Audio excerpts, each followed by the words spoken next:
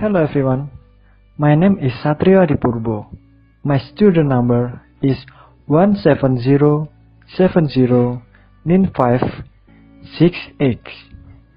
and this video is presented as the final project for general purpose English course.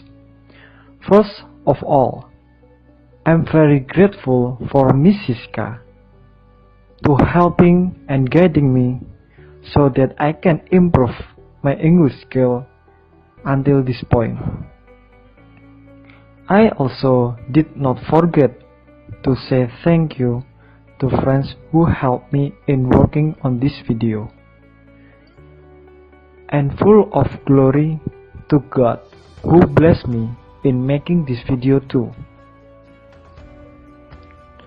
Okay, what I will discuss in this video is competition as the content of the video. I will discuss what is competition. Number 2, what type of competition. 3, who and where we can compete each other. Number 4, how to respond to victory and defeat. What is the impact of the competition? Okay, go on to discuss of the topic. Okay guys, as far as you know, what is competition? What is it? Louder? So, if we look at it from Google, it can be seen like that. But, in my opinion, the competition is self-motivation in survival in the world. Because, as we know, that there is a wise person saying like that. The ultimate victory in competition is derived from the satisfaction of knowing that you have done your best and that you have the most of the what you have to give. We already feel satisfied that something we have achieved. We have not seen the world that there are people who are better than us. You can see this video to make it clearly.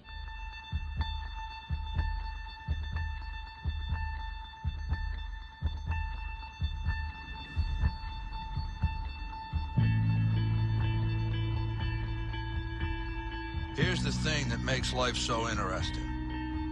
The theory of evolution claims only the strong shall survive. Maybe so. Maybe so.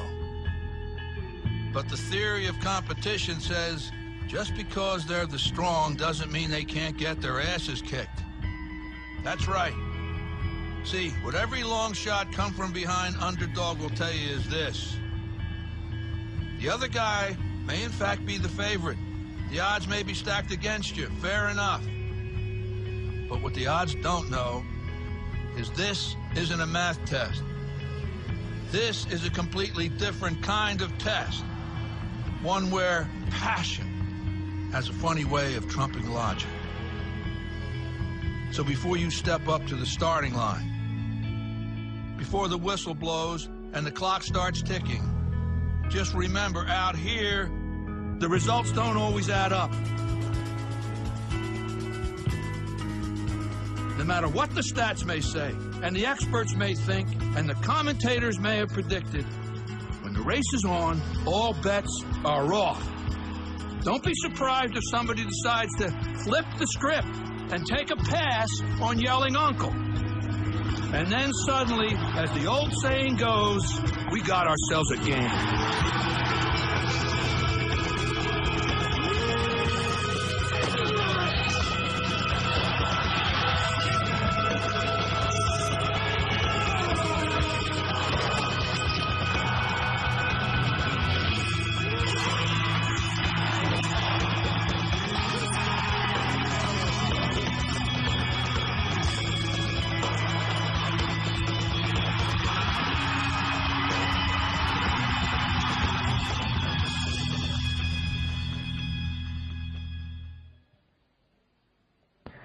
Okay guys, how about the video? Is good? Or the competition is hard? We next. Okay, next. The reason why humans are inseparable from the competition is first, because the competition is part of life. Since we are born into this world, we have gone through competition, and we born in this world is the winner of this competition, as well as the competition continues and exists until this day. Yes, absolutely. Today, until I make this video, is for compete each other. Then, what is the impact on human life? As I said, this one is the motivation of human to survive in the world. So, human can have life goals achieved and getting better every day. If without the spirit of competition, then we will often quickly be complicated and not develop better and not be better every day. Even though there are still many people out there who can compete with us. And then, when someone wins and when someone loses, what should we do? Okay, when we see a lose, we get it like a lesson, so that we can win later. So we can learn from mistake and get better. Then if you have won competition, we should not be proud, because as I thought in the beginning, that there is someone which is still better than us. When we have passed something, then there is something new that we must pass as well. So there is it, how you to face the competition when you win or when you lose. Now, almost to the last topic. This is the last topic we will discuss. Is what we do to deal with open competition and hidden competition in life. There are several ways. First, suppose the competition is fun, and no matter whether you win or you lose, if you already consider of the existence of competition, you will find it easier. Update the skill you have and compete each other. Number 2, don't be easily down because of defeat. Defeat is a natural thing. It is learning and everyone has lost. So don't worry about it.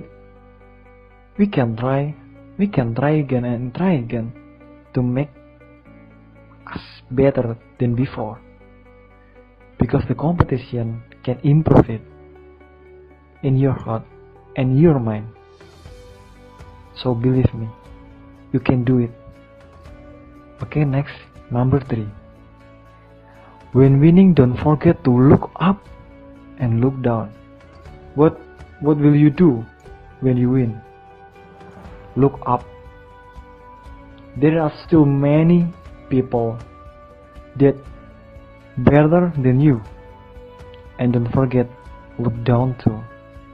There are people who are also struggling, like me, like you, like us, but not also lucky as you. So, when you accepted and apply these 3 tips, you can calmly face the hidden and open competition.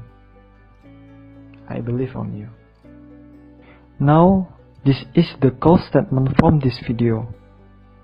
Why do we have to view competition as something positively and important for our life?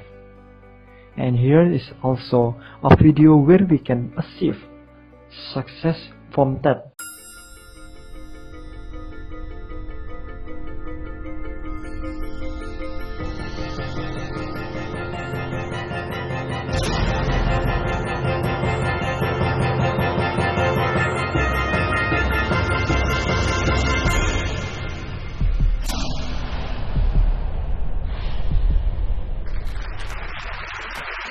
This is really a 2-hour presentation I give to high school students, cut down to 3 minutes. And it all started one day on a plane on my way to TED, 7 years ago. And in the seat next to me was a high school student, a teenager, and she came from a really poor family. And she wanted to make something of her life. And she asked me a simple little question. She said, "What leads to success?" And I felt really badly because I couldn't give her a good answer. So I get off the plane and I come to TED. And I think, geez, I'm in the middle of a room of successful people. So why don't I ask them what helped them succeed and pass it on to kids? So here we are, 7 years, 500 interviews later, and I'm going to tell you what really leads to success and makes TEDsters tick.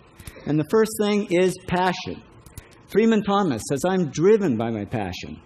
TEDsters do it for love, they don't do it for money. Carol Coletta says, "I would pay someone to do what I do." And the interesting thing is, if you do it for love, the money comes anyway. Work. Rupert Murdoch said to me, "It's all hard work. Nothing comes easily, but I have a lot of fun." Did he say fun, Rupert? Yes. TEDsters do have fun working, and they work hard. I figured they're not workaholics, they're workaholics. Good. Alex Garden says, to be successful, put your nose down in something and get damn good at it. There's no magic. It's practice, practice, practice. And it's focus. Norman Jewison said to me, "I think it all has to do with focusing yourself on one thing." And push. David Gallo says, push yourself. Physically, mentally, you've got to push, push, push. You've got to push through shyness and self-doubt. Goldie Hawn says, "I always had self-doubts. I wasn't good enough. I wasn't smart enough. I didn't think I'd make it." Now, it's not always easy to push yourself, and that's why they invented mothers.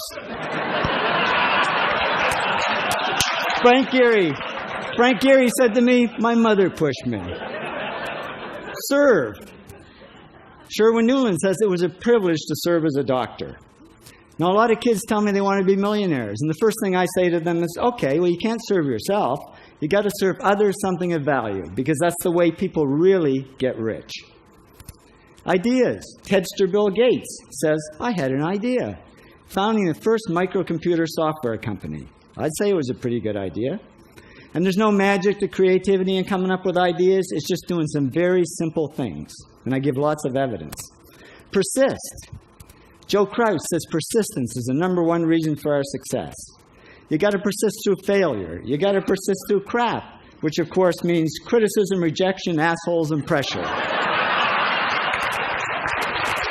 So the answer to this question is simple. Pay $4,000 and come to TED. Or failing that, do the 8 things, and trust me, these are the big 8 things that lead to success. Thank you, TEDsters, for all your interviews. This for me, Satrio Adhi Purbo, and bye-bye.